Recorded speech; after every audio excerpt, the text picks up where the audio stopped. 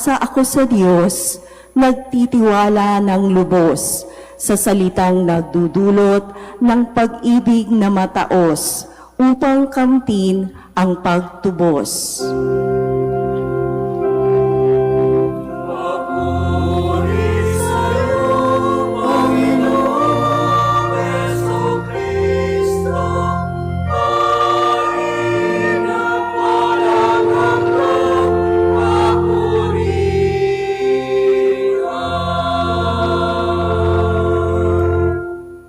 Sumainyo ang Panginoon. At sumayo rin. Ang mabuting balita ng Panginoon ayon kay San Lucas. Papuri sa iyo, Panginoon.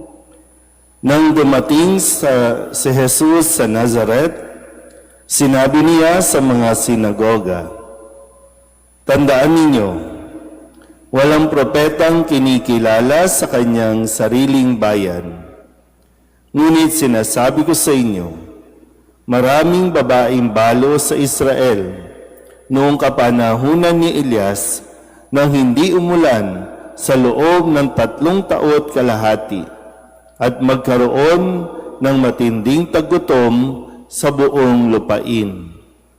Subalit hindi sa kanino man sa kanila pinapunta si Elias, kundi sa isang babaeng balo sa Sarepta, sa lupain ng Sidon. Sa dinami-dami ng mga ketongin sa Israel noong kapanahunan ni Eliseo, walang pinagaling isa man sa kanila. Sinaaman pang taga-Syria ang pinagaling. Galit na galit ang lahat ng nasa sinagoga nang marinig ito.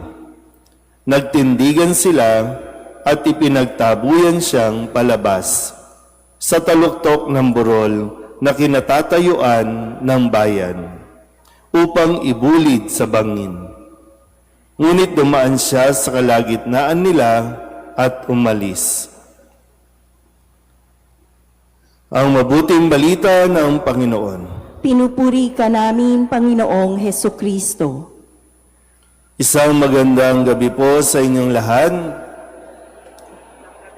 Ngayon po ay Lunes ng 3 linggo sa ating 40 araw na paghahanda.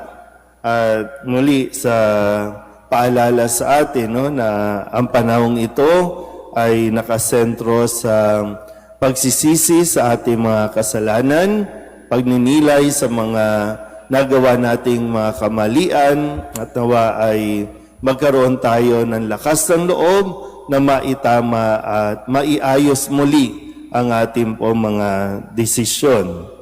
Ngayon, bakit ba tayo nagkakagulo-gulo? Bakit ba tayo nagkakaaway-away? Mapa sa organisasyon ng simbahan, sa loob ng tahanan, sa loob ng Kongreso, ng Senado, at maging sa bansa. Ngayon, may mga gera-gera tayong naririnig, bansa laban sa bansa. Bakit ba tayo umaabot sa puntong yan? Sa ating Ebanghelyo, tinuturo sa atin ni Jesus na maganda rin na yung tamang attitude o yung tamang pagkilos kung sakasakali na may mga taong nagpapahayag sa iyo ng hindi pagsang-ayon o kaya nagpapahayag ng pagsalungat.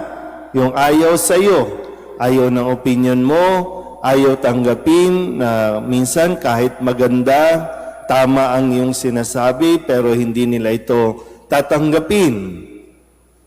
At ano yung nagiging reaksyon naman natin? Tayo din naman ay nagiging mas palaban.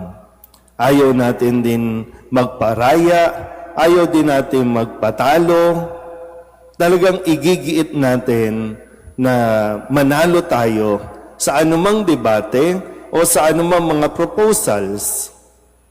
Kaya lalong nagkakasira-sira, lalong talagang hindi titigil. Kahit nga minsan sa post lang sa social media, sa Facebook o sa kung saan man, talagang hindi natin makontrol ang ating mga sarili na mag-react at mag-comment back.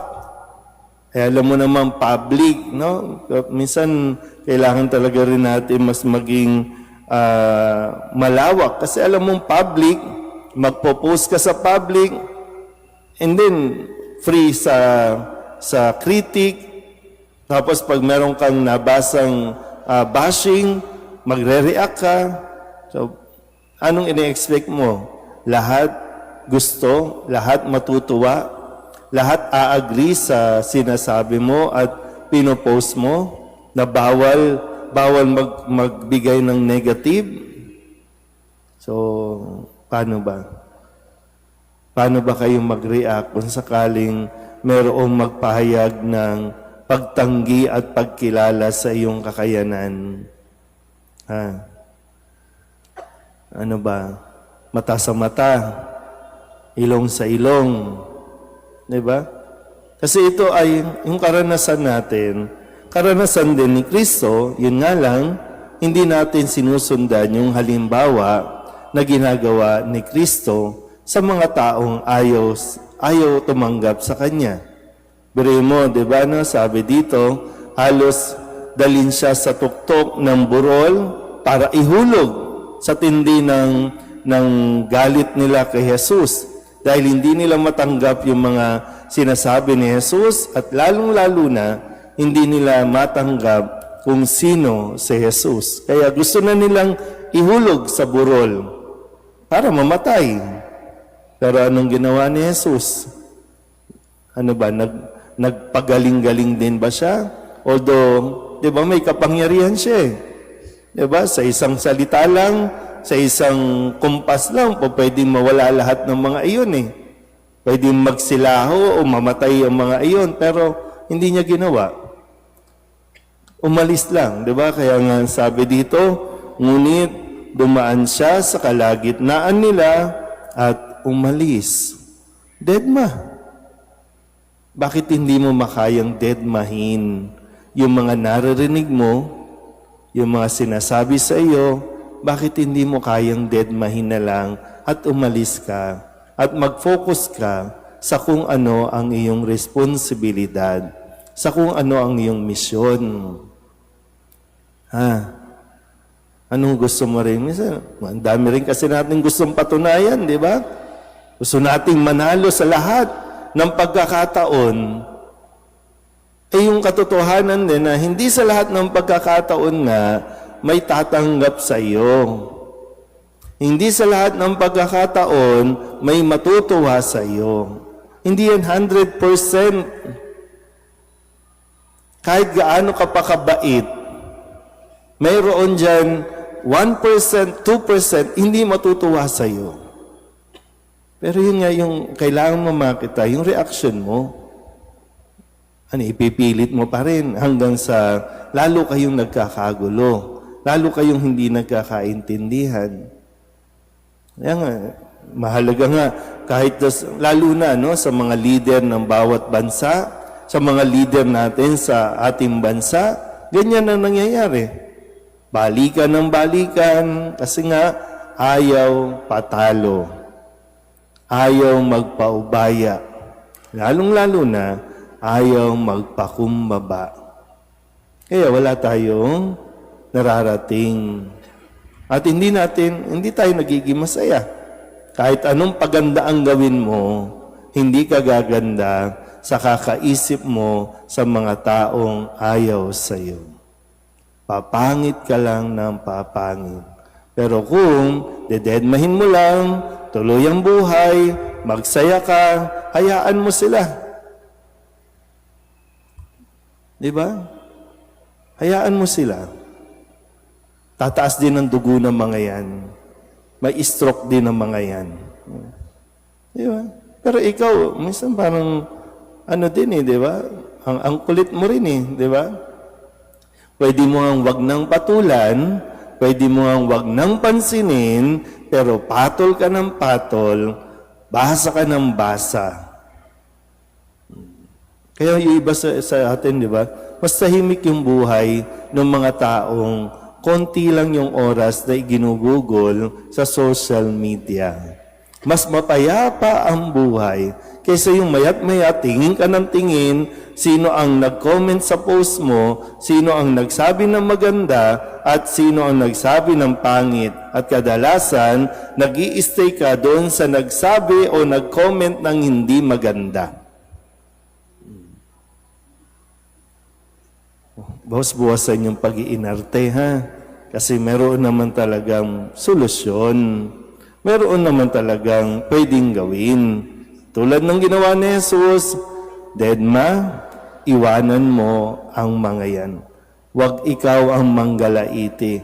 Hayaan mo silang manggalaiti. Pero ikaw, sana focus ka. Mag-focus ka sa anak mo, sa pamilya mo, mag-focus ka sa bahay nyo.